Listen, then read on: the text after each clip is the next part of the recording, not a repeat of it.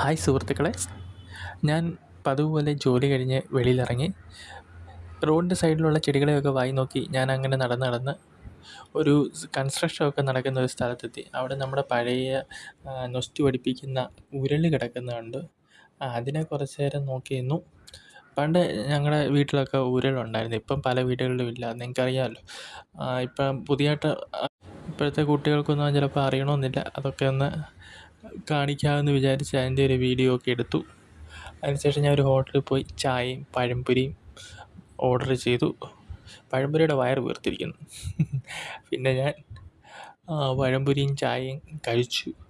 അത്രേ ഉള്ളൂ സുഹൃത്തുക്കളെ, ഇന്നത്തെ വീഡിയോ ഇഷ്ടപ്പെട്ടെങ്കിൽ സബ്സ്ക്രൈബ് ചെയ്യുക, ലൈക്ക് ചെയ്യുക, കമൻറ്റ് ചെയ്യുക.